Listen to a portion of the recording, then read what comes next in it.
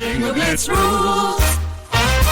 If your bingo has ads in it, That's not a bingo. if it doesn't have the coolest tournaments, mini games, and the most breathtaking design, Nope, not a bingo. if your bingo moment makes you feel so excited that you just want to burst in joy and scream out loud, bingo! Sorry, so you're playing... Bingo Blitz? Now that's a bingo. Discover a world of excitement with Bingo Blitz, the #1 free bingo game. Download Bingo Blitz and play for free. Now that's a bingo. This is an urgent alert to anyone eligible to vote. Whether you vote is a matter of public record. Your friends, your family, your boss, anyone can check and see if you voted this year. Who you vote for is private. Whether you vote is not, and will be on your record forever. Vote by mail, vote early in person, or on November 5th. Don't get caught skipping this important task. Paid for by Story Network Foundation. Kroger Delivery has one mission: to deliver the freshest food right to your door. That's why our drivers are pros. Our trucks are refrigerated. And when it comes to low prices, we always deliver. With $20 off your first order of $75 or more, there's no better time to get in on the action. Mission accomplished. Restrictions apply. See site for details.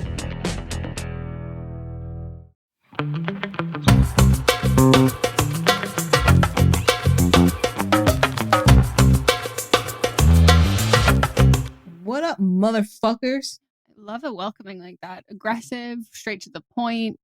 They haven't seen us, if Patreon hasn't seen us in a while. So they've heard us, but not for Don't Blame Me. So we got to come in strong and hard and fast. Hot. We're coming in hot for you. We've got another episode of Don't Blame Me. And I know you've missed this so desperately. And we're here to satiate you. And we're ready. We're ready to no longer have medical, emotional, work emergencies.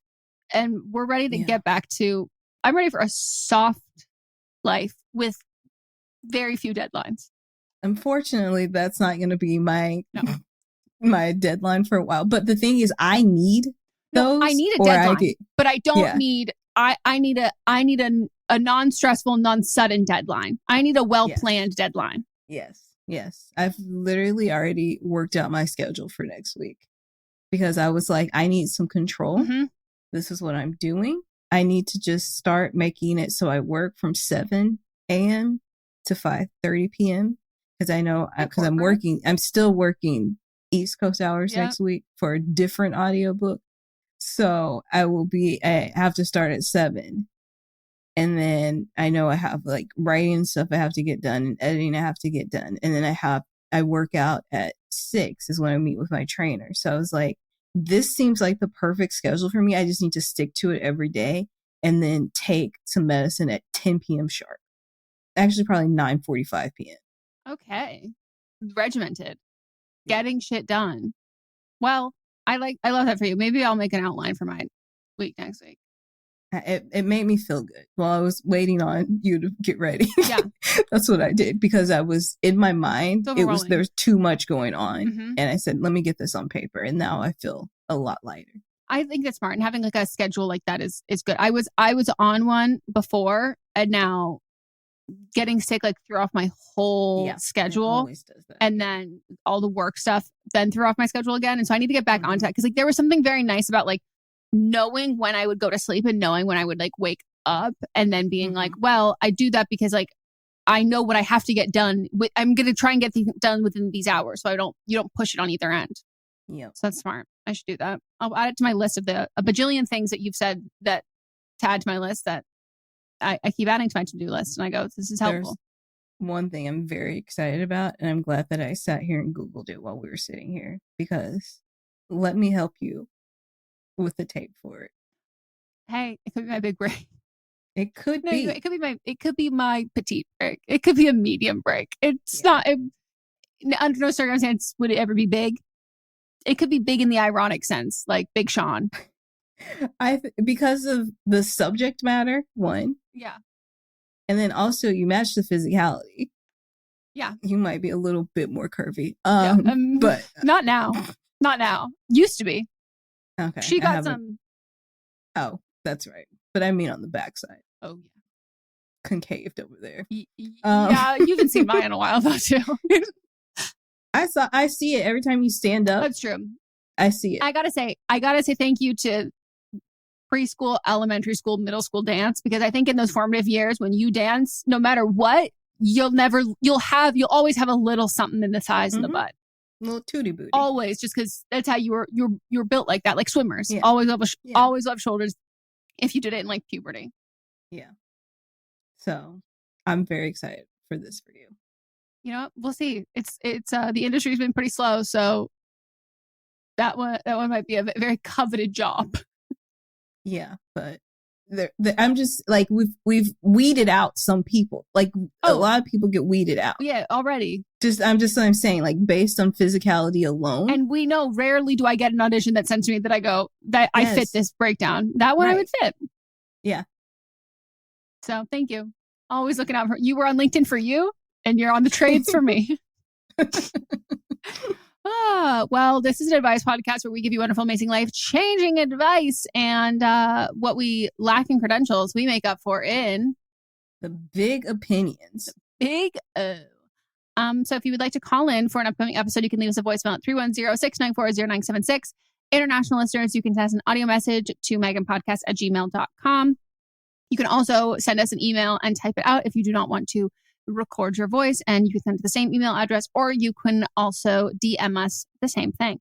So for the audio messages, well, for everything, you should be 18 or over, have your parents above. For the audio messages, keep it under 3 minutes, you'll be cut off. So we ask that you write everything down, practice a few times, time it out, and then just read it aloud on the voicemail or the voice memo. And for the written one, just include, both of them include as many details as possible. Point blank, we need your ages. If that's that's like the bare minimum. But if there's history, we always ask for, give a couple examples.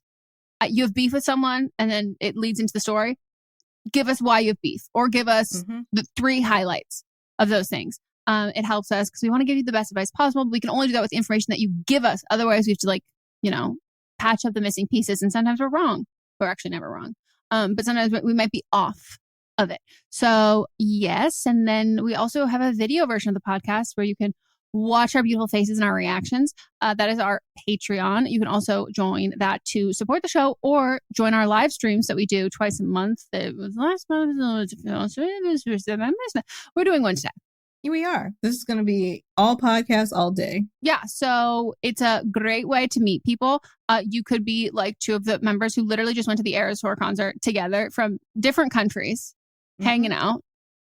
You could also live in the same state, let alone the same city, and then also never see each other, but still be friends. Shout out to Mary and Bree. And R.I.P. to Bree's You're appendix. not going to give a shout out to Helena. Actually, both of them don't have appendixes. Yeah, no, shout out to Helen and Laura. They went to the Eras Tour together. Erica, our jet setter, constantly, she's collecting meeting up in real life infinity zones. Like she's crushing it. And yeah, it's wonderful. We have people literally from all over the world. And so if you would like to make a friend internationally, so you're like, hey, I want to go on vacation here. We've got some Kiwis. We've got Brits. We've got the Irish, Swedes, German. Yeah. Everyone, everywhere, all at once. So join. It's very fun. Great way to make friends and to support the show and the rest of our podcasts that we also have. Okay. Well, all right. Well, I can tell you're back. You're back. Oh, my meds also are like so close to being fully worn off. So this is going to be a fun episode. Okay. Let's jump in. We've got a fun update to start. Hi, Meghan and Melisa. I am the caller from Chaingate. So after listening to the episode, I talked to the other wife and we decided to not reach out. After much discussion and laughter, we came to the conclusion that we were just being nosy and wondering where they were in life. Funny that Meghan mentioned having a crush on someone else within the group. It made me think of 2 instances of weird vibes. It wasn't someone having a crush, but just something she disagreed with us on. So we sent IG and Twitter videos all the time. This one was couples on a trip and one of the girls had on a thong bathing suit. She talked about how that was super inappropriate and she should cover up in front of the other guys. While me and the wife I'm still friends with were like, if I'm on vacation, I'm wearing what the fuck I want. If that's your whole husband that we see as a brother, I would hope he's not looking in that way. She didn't agree with us. There was another time where a couple we knew were celebrating his husband's birthday. None of us were friends with his wife who was throwing him a surprise party. So his wife went through her husband's phone to get all of the guys' numbers that she wanted to text and encourage them to bring their spouses and partners. She messaged us asking if she should text our husbands. And when we said yes, she was like, y'all aren't pissed. She shouldn't be texting our husbands. We were like, well, how else would she invite them to the surprise party? Those are just 2 instances that stuck out. To answer your question, yes, it was his necklace. So what's funny is the necklace is $20. I know this for a fact because I looked at it for my husband on Amazon, but it had bad reviews. I mean, $20, not surprised. We legit paid more to overnight it than what it was worth. So he was deaf somewhere with a green neck at least 2 weeks from chain gangs. That's fucking funny. What a great way to end that. Yeah, that sounds like just someone who's like very insecure. Insecure, yeah. And can't keep a friend.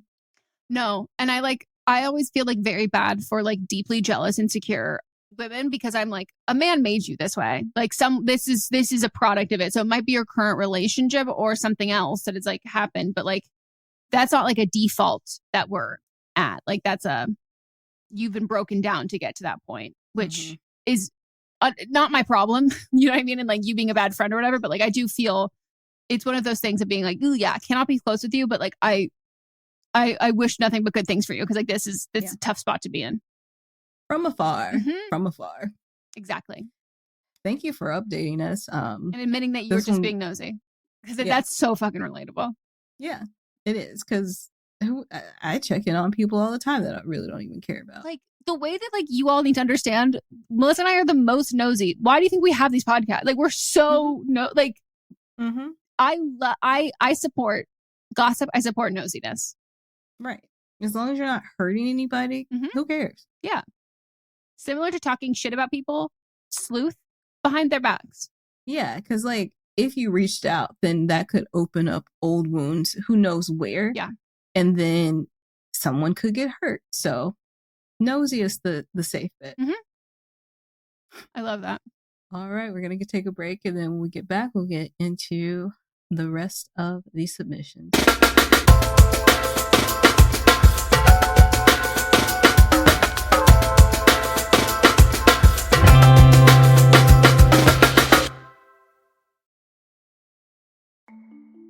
As a podcast network, our first priority has always been audio and the stories we're able to share with you. But at Realm, we also sell some pretty cool merch, and organizing that was made both possible and easy with Shopify. When you think about successful businesses like Aloe or Allbirds or Skims, an often overlooked secret is the business behind the business that makes selling and, for shoppers, buying simple. For millions of businesses, that business is Shopify. That's because nobody does selling better than Shopify. It's the home of the #1 checkout on the planet. And the not-so-secret secret that's definitely worth talking about is that Shop Pay boosts conversions up to 50%. That's more happy customers and way more sales going. If you're hoping to grow your business, your commerce platform better be ready to sell wherever your customers are scrolling or strolling, on the web, in your store, in their feed, and everywhere in between. Businesses that sell more, sell on Shopify. Upgrade your business and get the same checkout we use with Shopify. Sign up for your $1 per month trial period at shopify.com/realm, all lowercase. Go to shopify.com/realm to upgrade your selling today. Shopify.com/realm.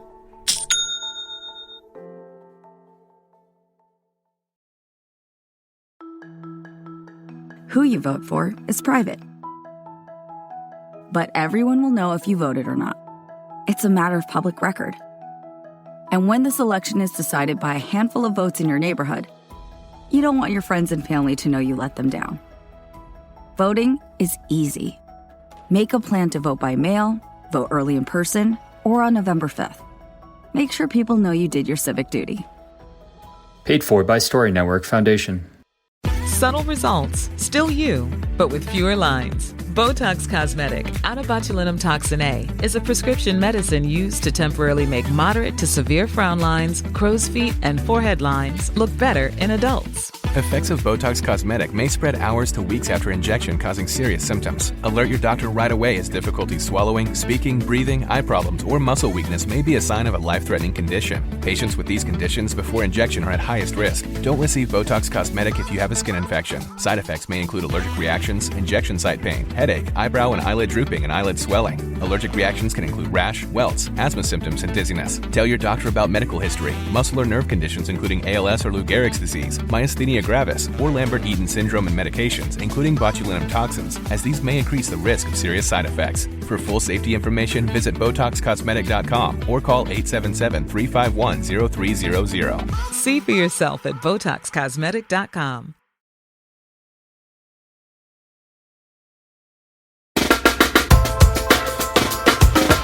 And we are back, and it is time to give some advice. Hi, Eminem. I, 23, she, her, suck at sports. I have never had a long-term hobby in sports. In my childhood, hobbies outside of the home were inaccessible to me for multiple reasons, and my parents weren't too active themselves, so they never encouraged sports. I have always thought of myself as very unathletic, but have longed for a more active lifestyle in the past few years. In my adulthood, I have taken up various sports for brief periods of time. I have tried my childhood dream of figure skating and ballet, as well as golf and paddle, my NBA hood dreams. I quit all of them for various reasons. Figure skating and golf are way too expensive for me. Paddle requires both to play with, and ballet was just not my thing. While these reasons for quitting are true and valid, a big underlying reason for quitting things is how shitty it makes me feel to be bad at something. I try to remind myself that becoming good at something requires being bad at it for a while, but I keep facing the same shame and disappointment. I am currently halfway through a 4-day beginner's tennis course, and I feel so embarrassed through every class because I feel inferior to others.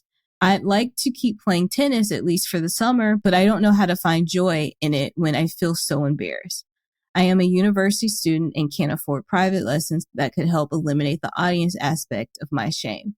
How do I get out of my head so that I could actually keep a hobby? Any advice?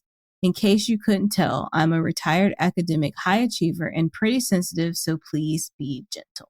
The answer was within what you were asking. You just have to keep doing it. You can't be bothered by what other people think of you because they're there to learn just like you are. Whenever I think about when I'm starting something and I'm not particularly good at it, I remember that Michael Jordan was cut from the first basketball team that he tried out and he didn't make it. And so what he did was every day he just practiced until he got good. There's a show on, I think it was Disney Channel or Nickelodeon, or a movie about it, that they talked about little MJ. And now he's renowned as the greatest basketball player you might have ever. heard of him. Yeah. Might have heard of him. I don't know if you have seen a shoe. Ever. I don't know if you are familiar with the concept of sneakers. He kind of runs that entire game. Yes. So think about that. If he after he got cut from his team and he was like, I'm going to give up, I'm never going to play, then where would the sneakerheads be today? Where would the hype beasts would be just roaming around listless, no purpose in life. Mm-hmm. What are the resellers? What would they be doing? You mean the head of Nike's son? Is he a reseller? He literally would buy the shoes because he had access to them very early. He would not buy them. So continue. You get the shoes. He had to buy them in a way. Okay. Yeah. So he would get them. I love a hustling Nepo baby. I'm kind of for it. And then he would have them before anybody else would. And then he sold them. And then it got to the point where he had a whole warehouse and people were like, this is unethical. Yeah. They're FDA. It's let's just, not the FDA, but I enjoy a Nepo baby with a vision, a dream, and some tenacity. Sometimes they fly a little too close to the sun. Yeah, and we rein them back in, but shoot for the stars. Yeah. So just keep doing it. You're not going to get better if you quit.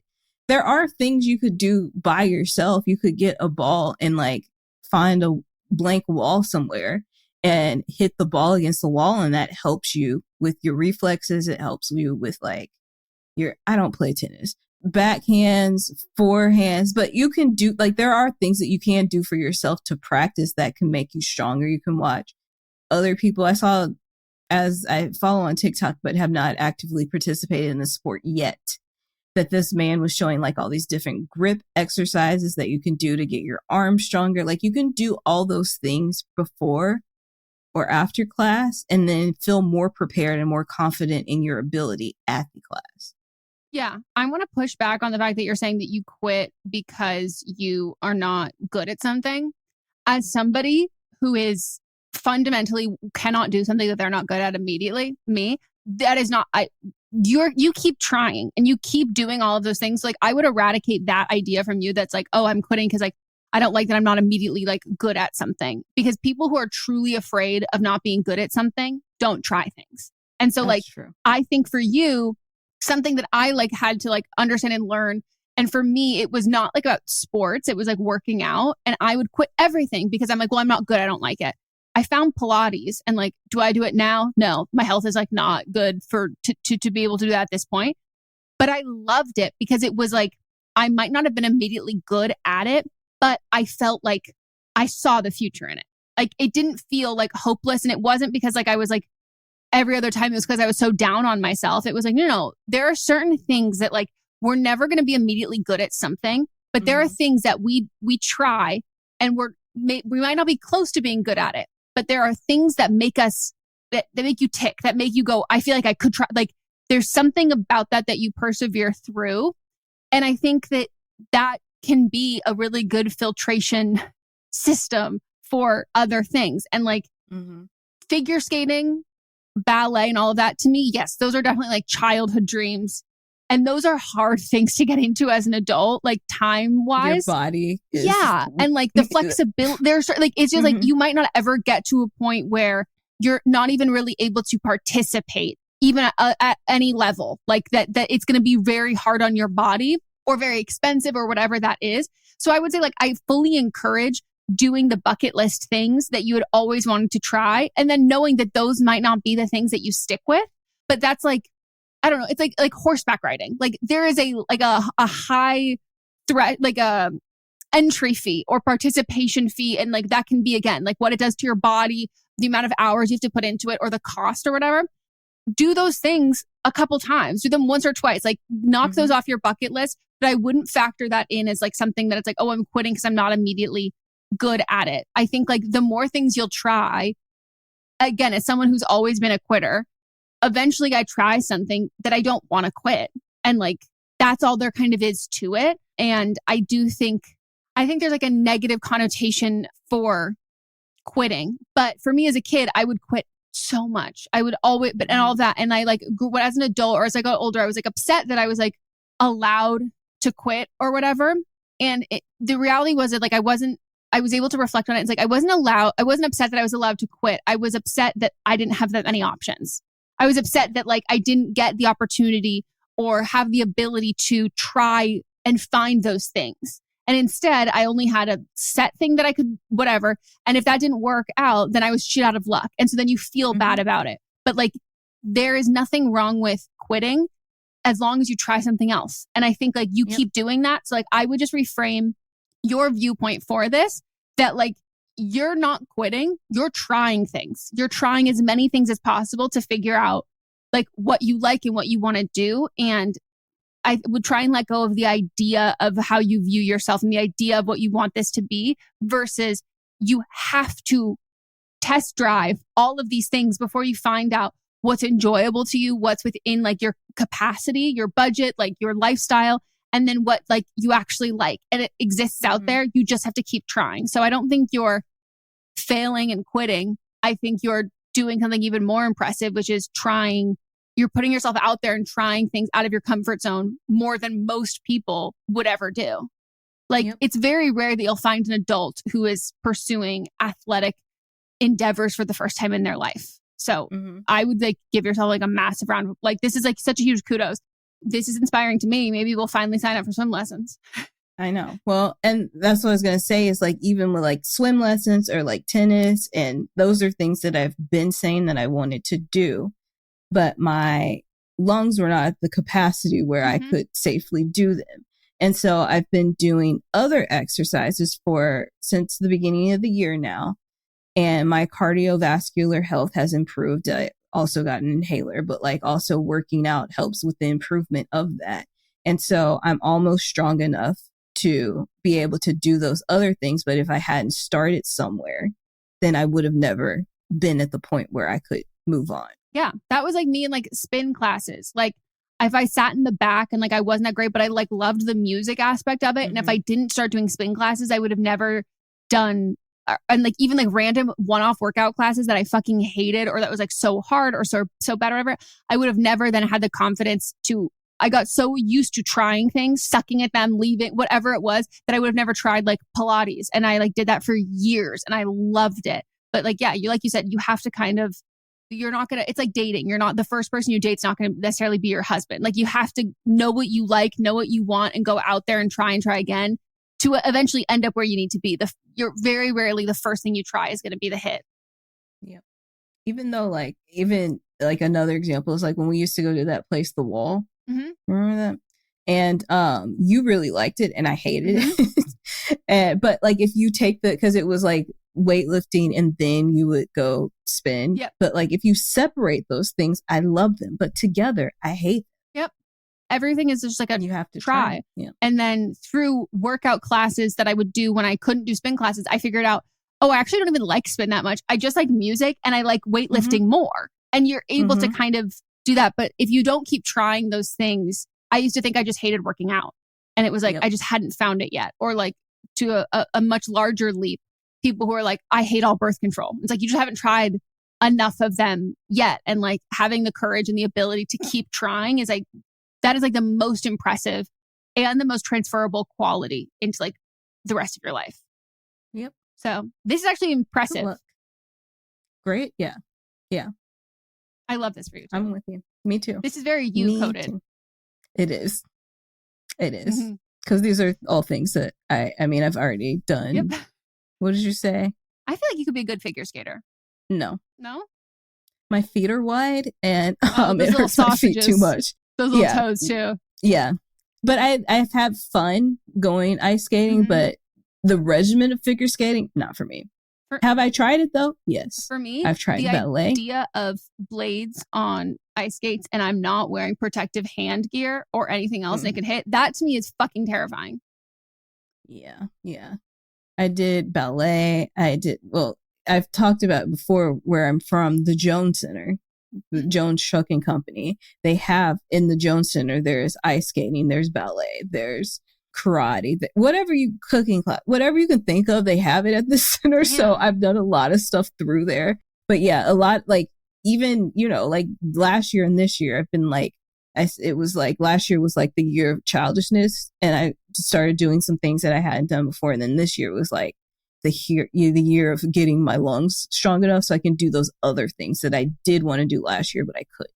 So yes, this is me. Very much me. All right. Next one.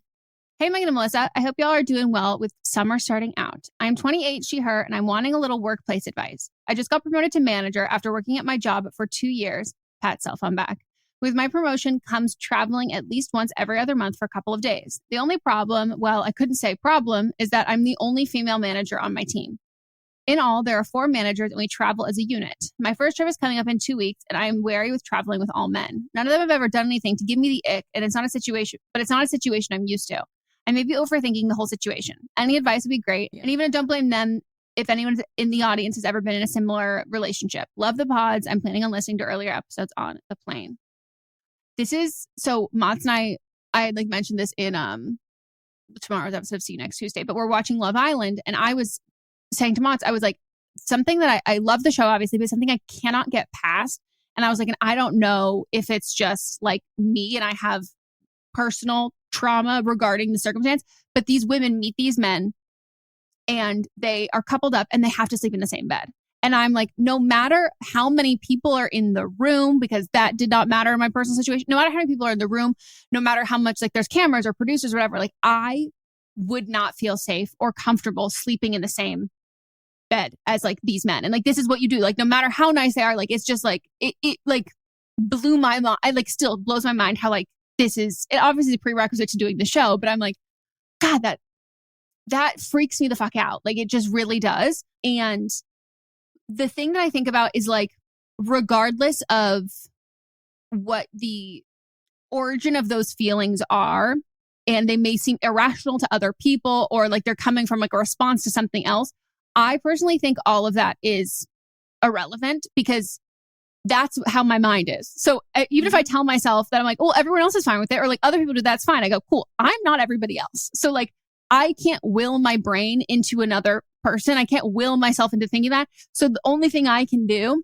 is the steps that would make me feel more comfortable, the steps that would make me feel more safe. Not telling myself, you're fine, just deal. The situation is what it is. I think the whole thing that I would recommend is control. Like whatever things that you feel like you can control in the circumstance or situation. I am a big believer in like, you know, I've never read the book, but everyone refers to it and a therapist has like the gift of fear, where I think like this is one of those circumstances where I would do like a big inventory like before I go of like, what is this based on in my head? Is this based on personal experience? Like, is this based on any vibes that I'm getting from someone, even if they've done or said anything? Nothing. Like, it's just like, is there something that, is there anyone particular that I feel kind of weird about this?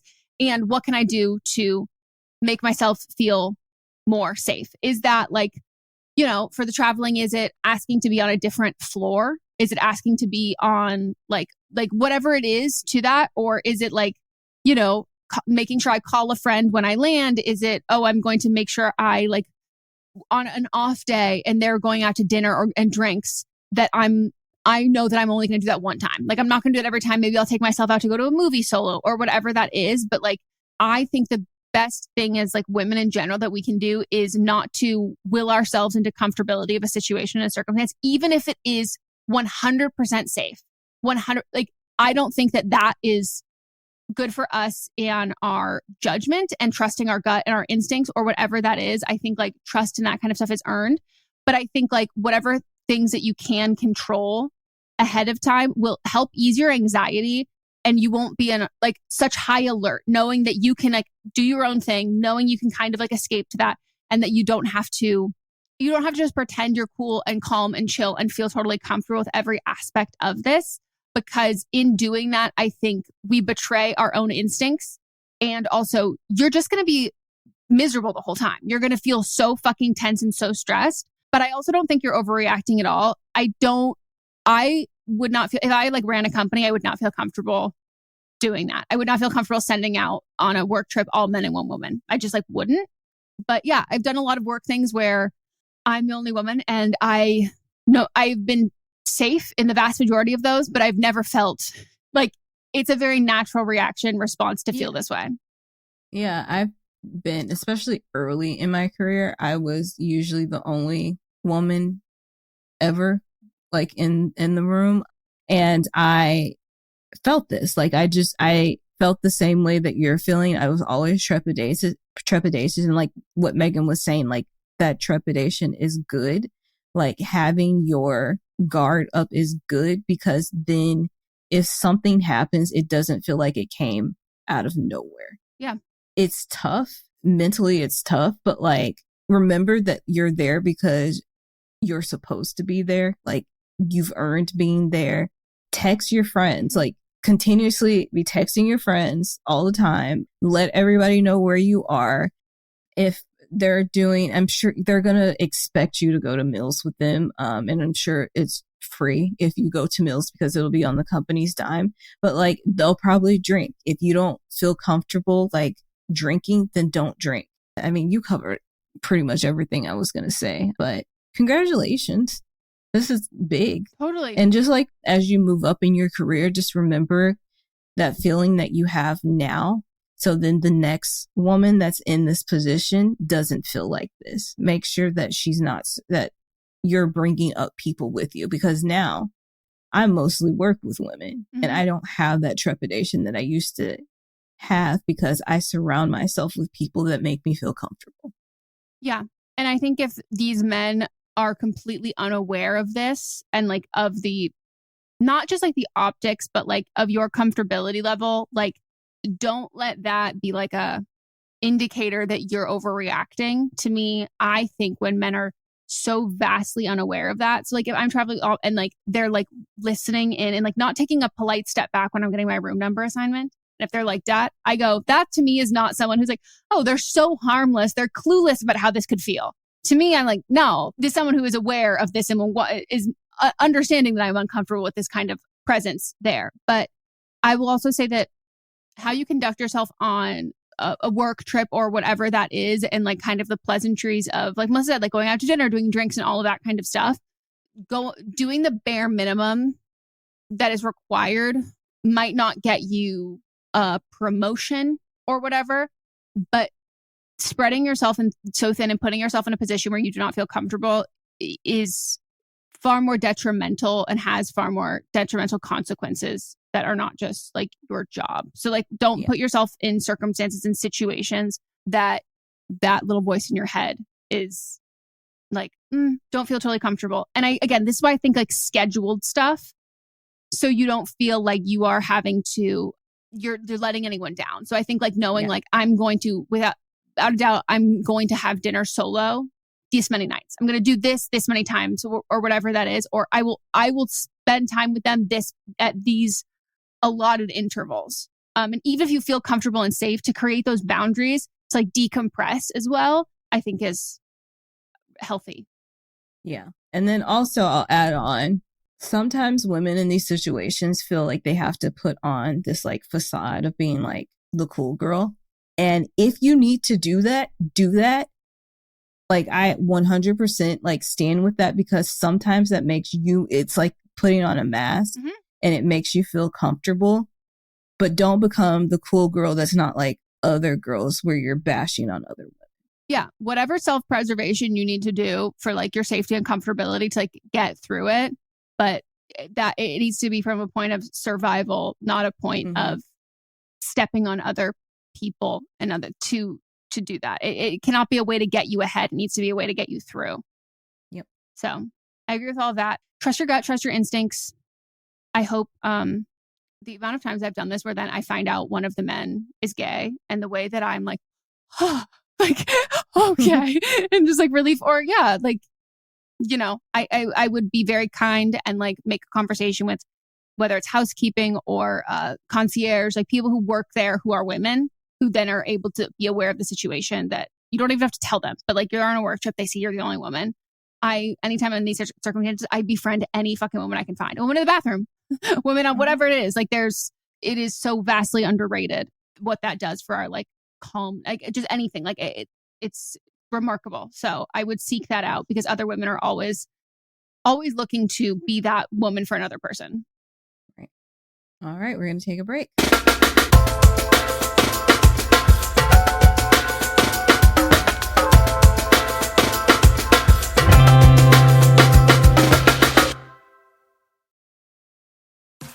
This episode is brought to you by Opill, the first over-the-counter daily birth control pill available in the U.S. Opill is FDA approved, full prescription strength, and estrogen-free. Plus, there's no prescription needed. Finally, the days of needing a prescription for birth control are over. Opill is available online and at most major retailers. Take control of your health and reproductive journey with Opill. Birth control in your control. Use code BIRTHCONTROL for 25% off your first month of Opill at Opill.com.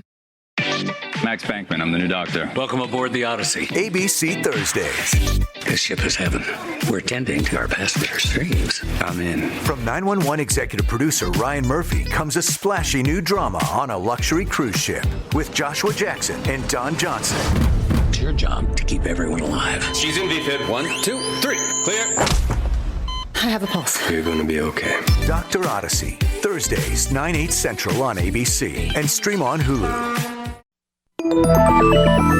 With something like 5 million podcasts, finding a really good one can take a ton of time. So let me recommend one. It's called Something You Should Know. I'm the host, Mike Carruthers, and in each episode, we discuss topics that can be really helpful, like how to read people better, the psychology of crowds, or fun things like the story of Legos, or why you probably wouldn't be here if it weren't for horses. Something You Should Know is the name of it, wherever you get your podcasts.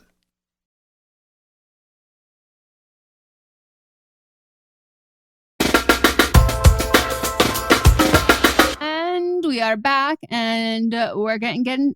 I said the word "get" twice. We're gonna get into the rest. Hey, Eminem. I feel kind of silly calling in for this, but I could use some advice, and maybe some other listeners might have some insight as well. I'm 27 and single, and my sister, 24, has been in a relationship for about a year and a half. Robin and Ted, for any frequent listeners. She's straight, and relationships have always been top priority for her, and she has consistently dated since she was young. She's been bringing up my sexuality more frequently the last few years, and it's getting to a point where I'm really frustrated that she doesn't listen when I ask her to stop or say that it's getting annoying. For background, I'm straight, but I haven't made dating a priority in my life for a lot of reasons. I was very introverted in high school and didn't have much interest in dating. Then I had to become a caregiver for a relative for a few years, and then school and work always took priority over having a relationship. I talked to guys here and there, which she knows, but it never went anywhere. Because of this, my sister hasn't really seen me with anyone, and she likes to bring up my sexual orientation and lack of dating up every few months for the last almost 4 years, going so far as to having conversations with all of our family members, trying to convince our mom that I'm queer and just won't admit it, as well as her boyfriend, his family, and our mutual friends. It's gone from her asking if I'm gay to speculating that I'm pan, then asexual, and now that I'm a lesbian, saying that I give lesbian vibes. I couldn't even give a real reason as to why, other than my wardrobe and how I don't wear dresses all the time, which neither does she, and that still doesn't dictate someone's sexuality. She told me about the conversation she specifically had with Ted about me, which I think he was the one to start, and how it turned into them making lesbian jokes. She even tried to get me to date our new friend, who's her age, and someone she said she would date if she wasn't with Ted. So, like, why would she think that I want to date him? Like, he's nice, way better than Ted, but not for me. I just feel like this is none of their business, and even if it was, trying to prompt someone to come out multiple times isn't okay. Every time it's brought up, I say that I'm straight, and even if I wasn't, that's my business to share and figure out, but it hasn't stopped her from asking over and over again, thinking one day she's going to get a different answer. I don't know if part of this is also because most of my friends happen to be queer, but they're just the people that I clicked with. I brought up Robin's assumptions to them and got mixed answers, and then thinking I was queer when we first met, but they never asked, like Robin continues to do. It's also frustrating because people for years through high school and college speculated that Robin was queer. She didn't like being questioned all the time, so why does she do it to me? So, like, what do y'all think? Is there anything else I can do to get her to back off? Thank you. Before we get into it, the names. Yeah, I guess. Is that How I Met Your Mother? Yes, but like you're saying that Ted, because Ted, the whole thing was like Ted figuring out or telling his kids how he met their mother. So you're saying that your Ted isn't going to end up with your sister? I mean, you see, it doesn't seem like you're a big fan of Ted in general. Someone who is this vastly interested in your sexuality is not confident in theirs. Like, to me, before you even said that people questioned if she was gay, I was like, is your sister gay? Like, this is like, she's giving like the Bridgerton era.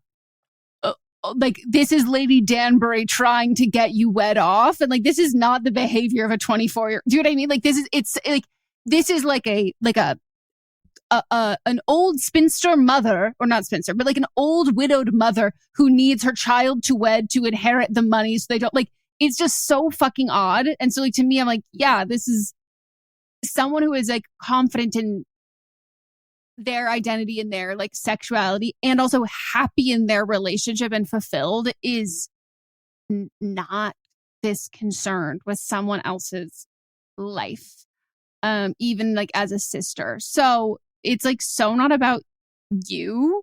And I think that like specifically like getting to the point where like her and Ted are like making like lesbian jokes to me is like, there is something way bigger. There's something way bigger at play here. Yeah. And, you know, I think like, it doesn't seem like you're kind of like feeling any type of way about like what your friends said about like asking, like some of them are like, oh, I thought maybe, but like, you know, no, like that's so normal. Like I've had people ask me if I'm bi. I've had people ask me if I'm gay, and like it's like, no, like I'm not offended by that question whatsoever. I'm also like, I don't think that there's anything wrong. Like I mean my best friends is gay, asked me if Mats was gay when he first met him, just, and like not based on anything other than. And that was before you were dating. Yeah, before we were dating. Just to clarify. Yeah, imagine. But one of my best friends like tried to be like, can I have him? No, but like, and like Mats was not offended by that. I was not offended by that. And like, it was purely based on the fact that like, I think this guy's cute. Is he like, it's like, does he like blondes? Does he like whatever that is? Like, so It doesn't sound like that has affected you in like what your friends had said. Because I do think like what your sister is saying is prior to it getting like just straight up like homophobic or specifically like lesphobic, like this is like it indicating that is the negative one. This doesn't make you want to date. This doesn't make you want to do anything. Like it makes like kind of like a spiteful sort of thing of being like, well, am I going to go out of my way to do any of this? And if you were questioning any of this or any of those things, like she's not even making it like a safe place for That's this. what I was gonna say. And like, especially like friendship wise, I think like when someone like insists your sexuality is different than like what you have stated, and even making comments at the fact that like all like your friend group is like mostly like queer people, like that in a way, like you could have had another reaction, which is making you uncomfortable being friends with your friends. And it's even more isolating. Like to me, this is like so detrimental to the point where like I would straight up be like, honestly, your obsession with this is it's fucking weird and creepy. Like, why do you care who I fuck? Like, do you want me to talk? Like, what is it? Like, are you so unfulfilled in your own relationship that like this is what you talk about? Like, good God, how boring could you fucking two be that all you do is talk about who or speculate who or what I am doing with my free time and who I am sleeping with and what their genitals should be? Like, what the fuck? That's exactly what I was going to say. Is these two seem like they're way more into your fantasizing about you or lack of relationship, that they're trying to live vicariously through you, but you're not doing anything. So they're trying to. Yeah. They're having gay like, fantasies about you because I'm like, okay, so why don't you go do it then? Yeah. Like, why do you care? Dating is not a priority for you. So because it's not a priority to you, her default is that you're gay. How does that make sense? Because then wouldn't you be dating? Right. Because you said that most of your friends are queer. So like if your default was that you were gay, then like wouldn't you feel safe with your friends? It's just nothing about this makes sense unless she's trying to live vicariously through you. That's the only thing that makes sense to me. Mm-hmm. Yeah. So I would, in a roundabout way, or I don't know how direct you are, I would say, why is this of such concern to you? And why is that the default that you go to? Because it seems like that you might have some things that you don't feel like you have a safe space to discuss it with me. So I'm going to create it for you. Mm-hmm. And after that, if that's still unsolved, I would get to a point and be like, have you ever thought about talking to a therapist about like your deep obsession of picturing me having sex with other people? Like, I feel like there's something there. Like, I personally am like not super into any sort of incest or incest adjacent. And if I ever dated someone who was also interested in speculating about what I do with my genitalia, I would, yeah. And if I was dating someone who was super interested in asking about if you're scissoring, I would feel a little uncomfortable. I would definitely like, remove myself from that relationship. Like that feels like quite perverted. So I don't know if you've ever considered talking to someone about that, but like I really would, because I would find it like very alarming to be living in a brain where I'm constantly being bombarded with images of my biological sibling fucking. Seems like a very exhausting way to live your life. Be blessed. Good God.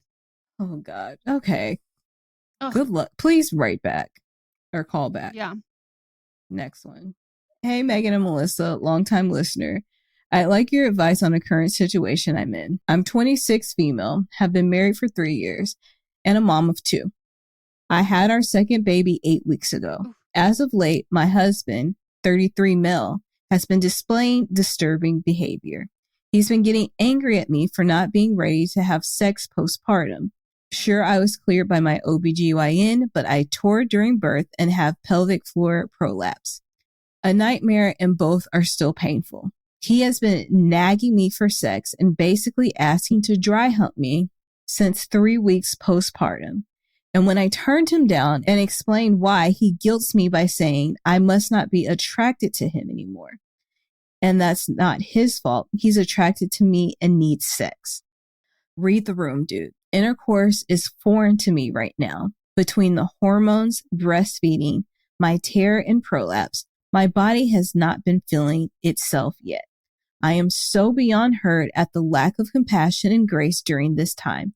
When I tell him this, he acts like he feels bad, but doesn't change his behavior. Also, I want to return to work soon. I love my babies, but I also love my career.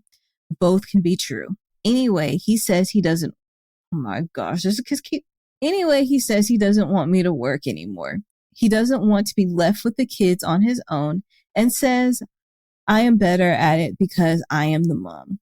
Both pregnancies were planned and very much wanted by both of us.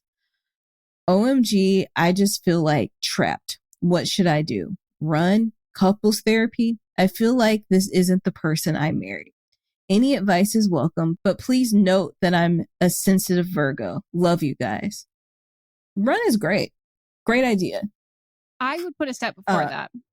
I would take a rusty, dull kitchen knife that you have, preferably serrated, and I would shish kebab that man's dick off. I would rip the balls off, twist them, and deep condition his hair with them. And then I would run. I would pull a Tyler Perry production and cook some grits or any food of your liking. Something that'll stick though, so nothing wet. Grits, oatmeal, things of that consistency. Boil it. And then, oopsie, it fell out of my hand. It's really hard to get off the skin. Really hard. I might also recommend something sticky, like a cherry pie, anything with some sugar in it. Something that, like you said, really sticks to those arm hairs, leg hairs, pubic hair.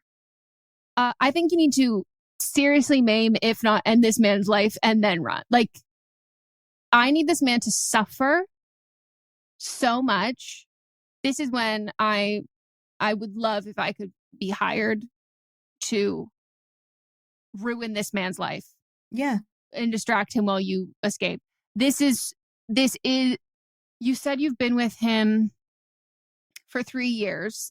So this is something, unfortunately, men do. Like, the mask slips at a certain point, and it's usually when they get you comfortable, they get you married, and they get you pregnant, and then get to a point where they feel that you are trapped, and you're never trapped. There's always an option, and it might take, for different circumstances, it might take saving money to save up or whatever, making an escape plan, but like, you are never trapped. He wants to make you feel like you are trapped.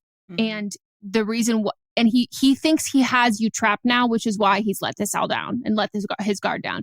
This man is sick and disgusting and nasty. He is awful. He is horrible. And you do not deserve any of this. And even if he had never been this way with your other pregnancies, again, he just got to the point where the boxes have been checked and he's ready to settle into this life. And this life is possessive, controlling, and abusive. And he's always been that way, but he pretended to not be. And he's never going to pretend to not be again. Like, that time in his life is done. And the reason why he feels comfortable doing this now is because he thinks that you will not go anywhere. And what you need to do is say, you guessed wrong, bitch, and you're out. He doesn't respect you at all. He doesn't respect who you are as a person. All he wants is someone to fuck and birth his children. Yeah, he doesn't even want to be alone with your children. He doesn't want to be a father. He just wants to say that he has children. This man is disgusting. And you were about to talk about couples therapy, but I was going to also say something about couples therapy is that he needs to be in individual therapy and not bring you into this shit if he wants to change, but he doesn't even think of you as a person anymore at all. Fuck this dude. Yeah. I can't deter you from couples therapy enough. I'm someone who loves couples therapy. I've talked about how great it is. When you are in an abusive relationship, you should never go to couples therapy. It will enable farther abuse. It will make everything exponentially worse. That is a fact, point blank. If a therapist knows you are in an abusive relationship, emotional or physical abuse, they will try and get you out and be like, this is not that. That it is not the means to even get out in an abusive relationship. It can be if you circumstantially end up in it, but like calling a domestic violence shelter, whatever that is, there are better steps for that. But therapy just makes abusers worse. It just makes them more abusive. And so I cannot stress enough that it will only make it worse. Even if it appears that it makes it better from the beginning. No, like Melissa said, he needs deep, intensive individual therapy. That is none of your problem. And it needs to be, he is single. He is doing that on his own accord. It is not an ultimatum. It is something that he wants to change. So then the next person he dates, which is not you, he can be a better changed person for that. Would that happen? I don't fucking know. But it is you have to, and I don't want to like guilt trip you or anything like that because like you've gone through so fucking much. You have to think about your kids. And this is like the priority here is you get out and you get sole custody of your kids. I had a friend who went to couples therapy with her then husband, and he would use things in therapy to then gaslight her outside of therapy. He would take the things that the therapist would say and then twist it to make it seem like he was doing what the therapist was saying. And my friend was the one that was being in the wrong. Yep. Yeah. It makes it so much worse. It feels like maybe that's a step to get you back to where you were. But if you were candid with a therapist about this, they would be like, get out. This is not what the couples therapy is for. Yeah. If you want to go to therapy, go for yourself. Yeah.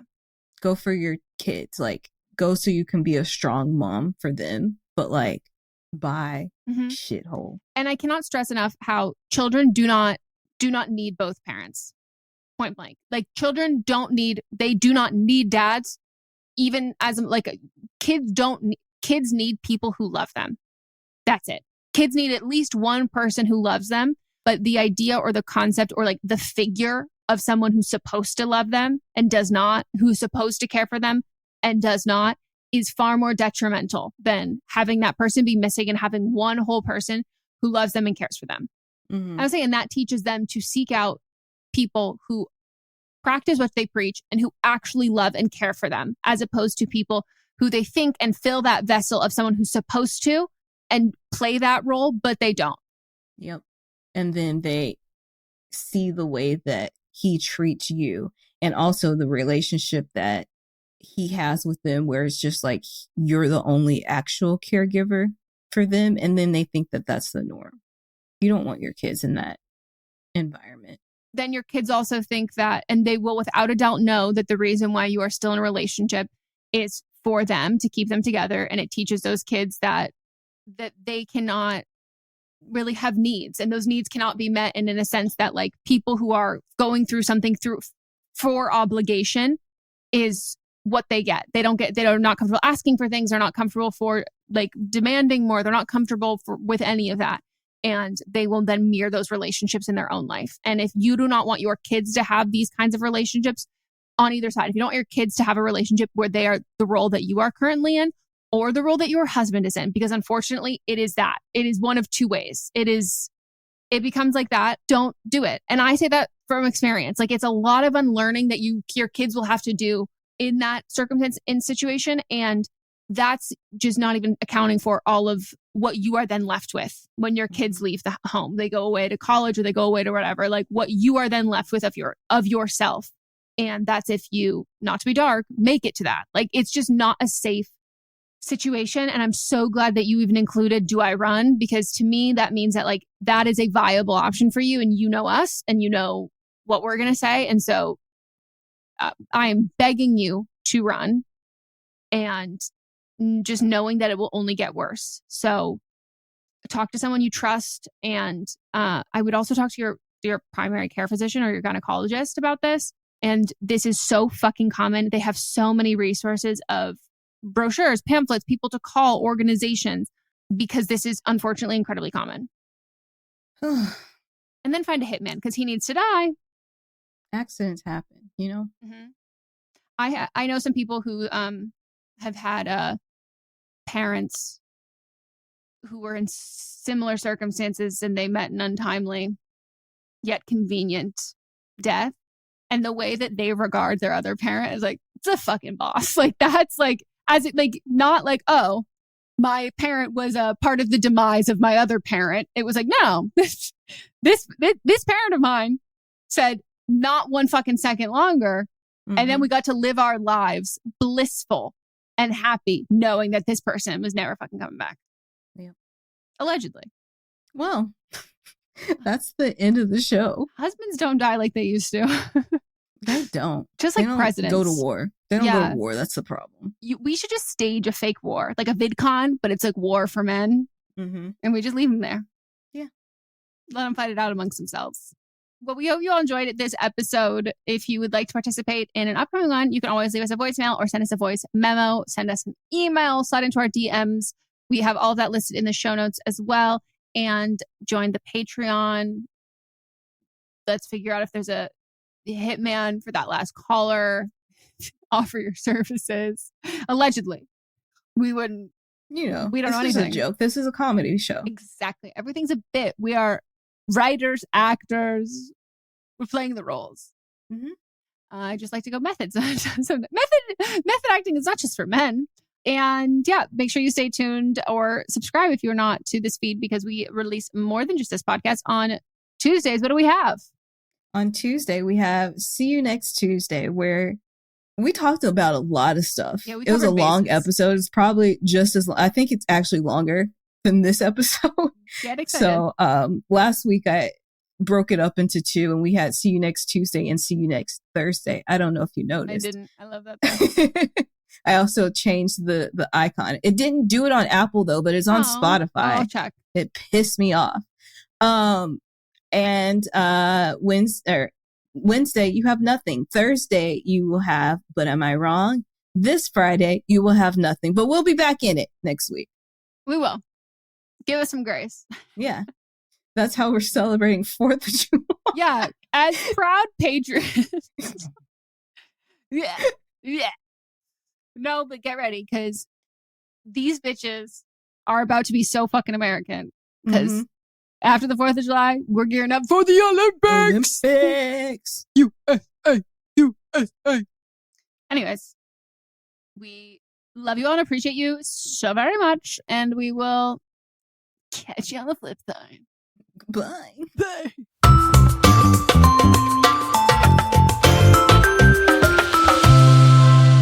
Don't Blame Me is a production by me, Megan Rinks. And me, Melissa D. Montz, plus Diamond Imprint Productions. Post-production sound and editing by Coco Lorenz. Production assistance by Melanie D. Watson. And music by Giacomo Picasso and Ryan Hunter. What's up, everyone? It's Noah Daniels. Hey, y'all. I'm JJ. Hey, guys. It's Kat. And we're your hosts of the Real Hauntings podcast, where we bring on guests who share their first-hand encounter ghost stories and supernatural experiences. Now on to the trailer. I've been warned to not tell this story, but I think because of the way it ends, it's okay to tell this story, because some people say that with certain entities, to like speak of them or talk about them or in any way like portray them as powerful will attract them to other people. The creepiest thing about it to me is a lot of times it would wait for me to notice it. Like, it would just lay its arm out like this, and then I'd be like, where is it? And then I'd see it, and then it would just slither back. For more information on the Real Hauntings, Real Ghost Stories podcast, make sure you check out Real.fm to learn more about our podcast and many other amazing podcasts. Hi, this is Rob Benedict. And I am Richard Spate. We were both on a little show you might know called Supernatural. It had a pretty good run, 15 seasons, 327 episodes. And though we have seen, of course, every episode many times, we figured, hey, now that we're wrapped, let's watch it all again. And we can't do that alone. So we're inviting the cast and crew that made the show along for the ride. We've got writers, producers, composers, directors, and we'll of course have some actors on as well, including some certain guys that played some certain pretty iconic brothers. It was kind of a little bit of a left field choice in the best way possible. The note from Kripke was, he's great, we love him, but we're looking for like a really intelligent Duchovny type.